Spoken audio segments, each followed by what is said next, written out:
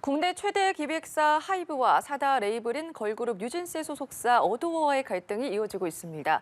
하이브 측이 어도어 대표의 경영권 탈취 시도 정황이 담긴 문건을 확보했다고 밝히면서 파장이 커지고 있는데요. 한편 가족에게 흉기를 휘두른 50대가 경찰이 쏜 테이저건을 맞고 1시간 20여 분 만에 숨지는 사건이 발생했습니다.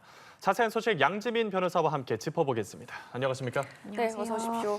네, 어제 이어서 하이브 소식을 계속해서 이어가 보도록 하겠습니다. 우선은 파장이 만만치가 않은데 이틀 새 시총 8,500억이 증발을 했을 정도로 파장이 커지고 있는 상황입니다. 어제 내용을 조금 더 정리를 해보면은 내부 감사에 착수를 했고 오늘 관련된 문건이 발견이 됐다고 하거든요.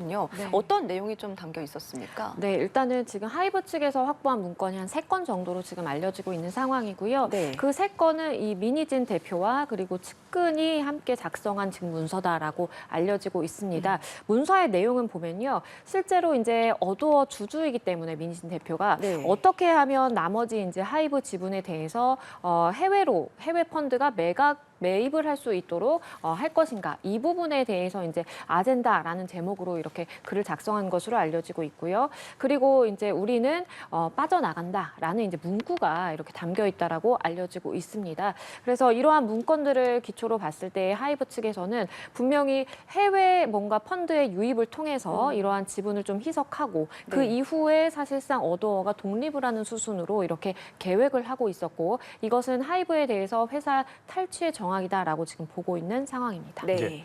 민희진 대표 측은 개인적인 메모에 불과한 사견이라고 생각을 하는데 이 내용을 하이브 측이 마치 거대한 음모를 가진 내부 문서로 부풀렸다고 얘기를 하고 있습니다. 네. 이게 실제로 구성원들과 좀 공유되지 않은 내용이라면 탈취 시도의 증거 문건으로 효력이 없는 건지도 궁금하고 만약에 이런 사견 정도의 내용 문건으로도 어도어의 경영진 교체까지도 가능할 거라고 보시는지요? 일단은 실제 어떤 행위가 있었는지가 가장 중요합니다. 네. 물론 문건 자체가 다른 사람과 공유되지 않았다라고 하더라도 그것이 민희진 대표와 측근들의 계획이었고 그리고 그대로 사실상 외부로는 공유가 되지 않았지만 실제 행위에 착수를 했다라고 하면 하이브에서 보는 시각이 맞을 수도 있는 겁니다. 네. 그렇기 때문에 이러한 문건은 문건대로 어떠한 정황 증거로서 활용을 하되 하지만 실질적으로 어도어 측에서 어떠한 행동을 밟고 있었는지가 이제 가장 문제가 될 것이고요. 만약 실제로 이런 해외 펀드들의 주체들과 함께 뭔가 접촉이 있었고 그리고 회사의 지분을 뭔가 희석화시키기 위한 실제 행위에 돌입을 했었다라고 하면 그 부분은 사실 어도어 측에는 좀 불리한 이슈가 될 수가 있겠고요. 네. 그리고 이렇게 이제 문건들을 정황 증거로 해서 실질적으로 주주총회를 열어서 만약에 이러한 결의의 의석수를 달성을 한다면 실제로 이제 대표 해임은 이루어질 수 있는 것이죠. 왜냐하면 이 부분에 대해서 형사 책임이라든지 아니면 민사적인 책임을 묻는 것은 변론으로 하되 네. 회사 대표를 해임하는 것은 얼마든지 주주총회를 소집해서 주주들이 결정할 수 있는 것입니다. 그래서 만약에 지금 현재 하이브가 80%의 지분을 가지고 있는 상황이기 때문에 이 주주총회 특별 결의에 해당하거든요. 이것은 그러니까 네. 대표를 해임하려면 특별 결의를 성공을 해야 됩니다. 그래서 특별 결의의 요건을 다 맞춰서 만약에 주주총회의 승인을 얻는다라고 하면 사실상 해임도 가능한 그런 상황입니다. 네, 지켜봐야겠지만 뭐 해임도 가능성이 있다라고 언급을 해주셨는데 그렇게 된다면 이제 민희진 대표가 제3자를 이용해서 주식을 따로 취득하는 등의 방법으로 독립을 하든지 아니면은 뉴진스가 위약금을 내고 하이브를 탈퇴할 가능성도 좀 대기가 되고 있는 상황이거든요. 이 부분은 어떻게 보십니까? 일단은 민희진 대표 측에서 제3자를 이용해서 이제 하이브가 가진 주식을 취득해야 하는 그러한 가능성은 상대적으로 좀 낮아 보입니다. 왜냐하면 지금 하이브 입장에서도 본인들의 지분이 굉장히 중요하다라는 것을 알고 있어요. 네. 만약에 본인들의 지분율이 떨어지게 되면 2대 주주가 민희진 대표이기 때문에 사실은 실질적으로 민희진 대표나 어도어의 독립을 발생시킬 수도 있는 그런 상황이거든요. 그렇기 때문에 아무리 제3자가 이제 매각을 시도한다라고 하더라도 그것에 응할 가능성은 굉장히 낮아 보이고요. 뉴진스의 경우에는 엄연히 말하면 어쨌든 어도어의 소속 네. 되어 있고 그 이제 모 회사는 이제 하이브인 겁니다. 그래서 이제 계약 관계가 사실 중요한데요. 계약 기간이 남아 있다면 사실은 뭐 회사를 마음대로 떠나기는 좀 쉽지 않을 수가 있겠고요. 거액의 위약금이 걸려 있으니까요. 네. 하지만 그것까지도 불사하고 나는 우리 그룹을 만들어준 이 민희진 대표를 따라가겠다라고 한다면 사실상 또 그거는 막을 부분이 없기 때문에 결국에는 이 계약 관계를 놓고 아티스트들이 어떤 입장을 정하는지 얼마만큼의 부담할 수 있는 위약금 수준이 될지 이것이 좀 쟁점입니다. 예, 연일 폭로가 이어지는 하이브와 민희진 대표 측의 공방은 조금 더 지켜봐야겠고요. 네. 얼마 전에 한 살인미수 용의자가 검거된 후에 얼마 되지 않아서 사망하는 사건이 발생을 했습니다. 그런데 이 용의자 경찰이 쏜 테이저건에 맞았다고 하죠. 맞습니다. 그러니까 용의자를 검거하는 과정이 이 사건은 이제 쉽지 않았습니다. 왜냐하면 50대 남성인데요. 본인의 30대 아들에게 흉기를 이미 휘둘렀고요. 아들은 병원으로 중상을 입고 이송이 됐어요. 근데 이제 아들에게 흉기를 휘두르던 상황이었기 때문에 경찰은 뭔가 제지를 했겠죠. 네. 그리고 무기를 버려라라고 했는데 여기에 따르지 않은 것입니다. 그렇기 때문에 경찰 입장에서는 등 부위에 테이저건을 쏠 수밖에 없었다라고 지금 이야기를 하고 있고요. 그런데 이 남성 테이저건을 맞고 그리고 이제 수사기관으로 이송이 됐는데 그 과정에서 테이저건을 맞은 뒤에 한 1시간 반 정도 지나서 이제 갑자기 호흡곤란을 호소하다가 쓰러지게 된 겁니다. 네. 결국 사망에 이르렀고요.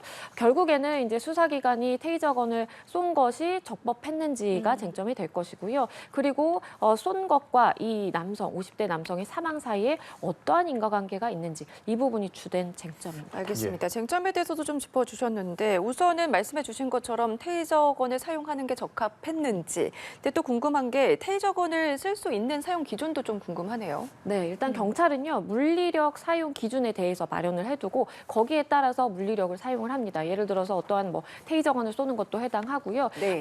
그런데 이제 사실 체포나 아니면 그 대상자가 어떠한 행동을 하는지에 따라서 경찰의 대응은 좀 달라질 수가 있겠죠. 일단은 폭력적인 공격 이상 행동을 보이는 경우, 그리고 현행범 체포의 경우, 그리고 중범죄를 저지르고 도망을 가는 경우에 이제 원칙적으로 사실 테이저건을 사용을 할 수가 있는데요. 네.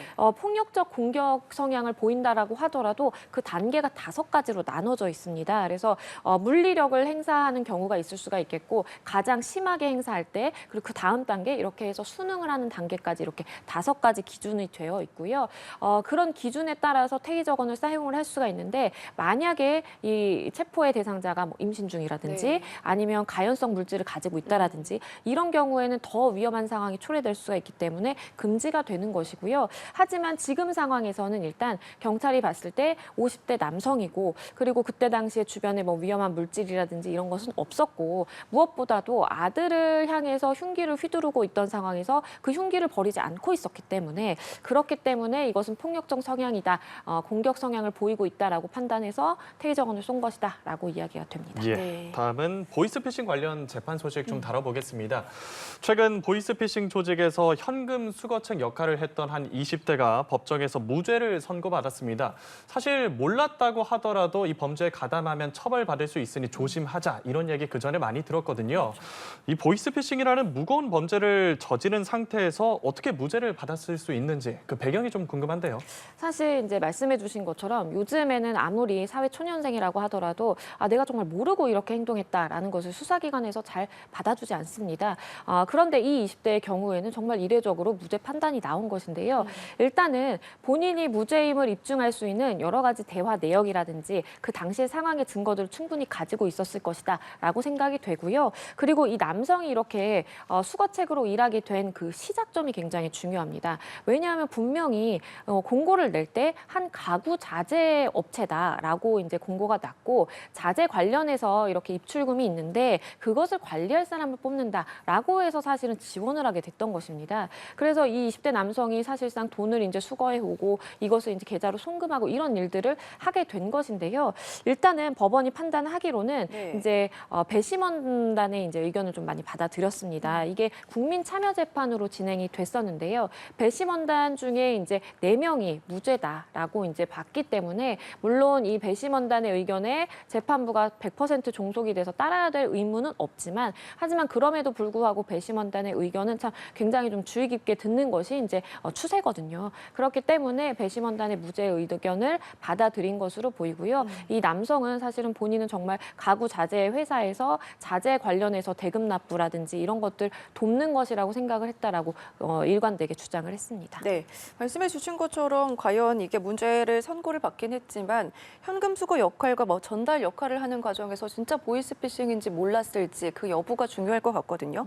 검찰 쪽에서는 범죄 가능성을 충분히 인식했을 거다라고 했지만 무죄 판결이 나왔잖아요. 이러한 판례가 앞으로의 뭐 비슷한 상황이 있었을 때 어떤 영향을 좀 미칠까요? 일단은 앞서 말씀드린 것처럼 네. 수사기관에서는 이것을 다 있는 그대로 믿어주지 않기 때문에 그 무죄 입증에 대한 증거를 얼마나 확보했는지 이것이 가장 중요할 것 같고요. 사실 이번 사안에서도 검찰 입장에서는 본인이 어쨌든 하는 일에 비해서 굉장히 많은 보수를 받았고 그리고 실질적으로 뭔가 비정상 업무라는 것을 알 수 있었다라고 이제 주장을 하긴 했거든요. 네. 그럼에도 불구하고 법원은 어떠한 사람을 형사적인 이제 책임을 물어서 처벌을 하기 위해서는 단순하게 뭔가 개연성이 있는데 정도로는 그치는 것을 넘어서서 완벽한 충분한 입증이 돼야 된다라고 봤습니다. 그렇기 때문에 사실상 이제 검찰 측에서 이 남성이 완벽하게 이 상황에 대해서 인지했을 것이라는 것에 대해서 이제 입증을 확실하게 하지는 못했다라고 이제 볼 수밖에 없는 것이고요. 일단은 검찰은 이 현금 수거책 이 남성에 대해서 사실 징역 3년을 구형했었습니다. 그럼에도 불구하고 이제 무죄 선고가 나왔기 때문에 사실은 이건 이제 1심 판단이고요. 나머지 이제 항소심이나 이제 더 거듭해서 올라갔을 때 최종적으로 어떤 판결이 날지는 아직 좀 지켜봐야 되겠지만 네. 일단은 배심원단이 무죄로 이렇게 판단한 그 사실 3명과 4명으로 갈려서 조금 한 명 차이기는 한데요. 그럼에도 불구하고 배심원단의 의견도 굉장히 중요하게 작용이 됐다라고 보입니다. 예, 앞으로의 판결은 좀 더 지켜봐야 될 것 같고요. 네. 우선은 무죄를 선고받은 보이스피싱 현금 수거책 20대 얘기 들어봤습니다. 이처럼 보이스피싱 범죄가 진화하고 또 확산되는 추세잖아요. 일반 시민들의 각별한 주의가 필요한 상황인데 최근에는 한 카페 손님이 보이스피싱 범죄를 막은 사례가 화제라고요. 맞습니다. 이 20대 여성이 카페에서 이제 있었는데 맞은편 쪽에 앉은 한 여성이 전화를 굉장히 초조하게 하고 있다라는 겁니다. 네. 그래서 이제 전화 내용을 들어보니까 불법 웹툰을 내가 본 것이 맞다라고 이제 시인하는 내용도 들리고요. 그러면서 이제 계좌번호로 추정이 되는 번호들을 막 받아 적는다는 그런 모습이 이제 포착이 된 것입니다. 예. 그리고 거기에 더불어서 지금 내가 인출해서 지금 바로 송금하겠습니다라는 말까지 정확하게 듣게 됩니다. 그러니까 사실은 이 20대 여성의 입장에서는 이거 뭔가 수상하다, 보이스피싱이다라고 확신을 할 수가 있었고요. 그 자리에서 바로 이제 경찰 112에 신고를 하게 됩니다. 그래서 나중에 이제 경찰이 이 여성에게 물어보고 확인을 해보니까요. 은행 직원으로부터 전화를 받았다라는 겁니다. 그런데 당신의 통장이 도용이 됐다라고 하면서 사실은 당신이 어떠한 이런 불법 웹툰이라든지 이런 거 본 적 있느냐, 이런 거 굉장히 잘못한 것이다. 빨리 이 도용 피해라든지 이런 거 막기 위해서 그러기 위해서는 송금을 다른 쪽으로 해가지고 옮겨놔야 된다라는 전형적인 보이스피싱 수법으로 속아 넘어갔던 그런 사례였습니다. 네, 사례에 대해서 좀 얘기를 해주셨는데 이처럼 요즘에 보면 보이스피싱 범죄 사전 예방이 굉장히 중요하다고 얘기를 하잖아요. 뭐 시민들이 잇따라서 보이스피싱을 막아서 결정적인 역할을 하는 기회들도 점점 늘어나고 있는데 이와 관련해서 이런 영웅적인 시민들에 대한 대책도 좀 필요해 보이고 보이스피싱 피해를 당하지 않기 위해서는 나도 좀 조심해야 될 것 같거든요. 그렇죠. 사실 예전에는 보이스피싱의 이제 피해자가 주로 어르신들, 뭐 네. 5, 60대라든지 이렇게 어르신들이 피해가 많다라고 이야기를 했었는데요. 작년에 이제 보이스피싱 관련해서 조사를 한 거 보니까 20, 30대의 피해도 굉장히 많이 늘었습니다. 20, 30대의 경우에는 뭐 가족이라든지 누가 뭐 납치당했다 이런 걸로는 잘 속지 않다 보니까 은행을 사칭한다라든지 아니면 공공기관을 사칭을 해서 당신이 어떠한 위험에 처했다 이런 식으로 많이 이제 속아 넘어간다라는 것입니다. 네. 그렇기 때문에 사실 우리가 이런 것까지 해야 되나 싶기는 하지만 보이스피싱이 요즘에 어떤 방식으로 이루어지는지 그 전형적인 사례라든지 수법에 대해서도 알고 계시는 것이 굉장히 중요할 것 같고요. 네. 작년에 보이스피싱 범죄 피해액이 전년보다 35.4% 증가한 1,900억 원대로 기록이 됐습니다. 그만큼 우리 누구나가 피해를 당할 수가 있기 때문에 굉장히 조심해야 되겠다라는 말씀 드리겠고요.